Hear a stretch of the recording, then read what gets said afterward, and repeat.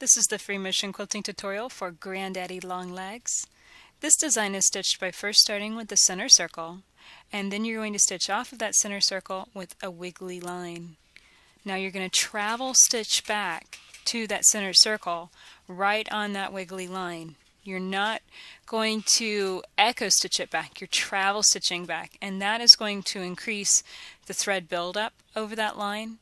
It's going to make that line stand out a lot more than what it would if you didn't travel stitch it. And just kind of move around your quilting space this way, and you can see that I'm kind of spacing these out so they're relatively even. It honestly really doesn't matter because you're going to add more layers of wiggly lines on top of this. So you can see now I'm going in between each set of wiggly lines and branching out with one or two more wiggly lines to really stretch out the design and take it all the way to the edges of the quilting space to fill it in.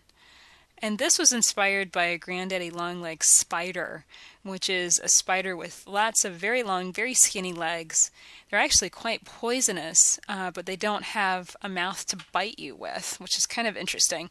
But what I found really neat is the texture that you get whenever you stitch these long wiggly lines and travel stitch. It's a very, very simple combination. And if travel stitching is something that you've struggled with, this is a great design to practice that and experiment with and really increase your skill with.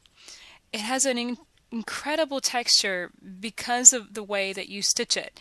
The thread buildup causes those wiggly lines to stand out a lot more than they would otherwise. And this is going to be a design that could be used in a flower shape, or it could be used as a sun. I think stitching it as a sun would be really, really interesting because it has that kind of flaming look, but at the same time it's quite unusual. It's quite unique. Now, if you are wanting to use this as a sun or as a flower, something that's more of a circular shape, the easiest way to do that is to kind of mark yourself a circle, and that way you can take the edges of your Granddaddy Longlegs wiggly lines all the way to the edges of that circle, and it will have a nice circular shape to it. And then just erase your marks whenever you're done. And here's what it looks like whenever you finish Granddaddy Longlegs. For over 250 videos on free motion quilting, plus many more flower designs just like this one, check out daystyledesigns.com.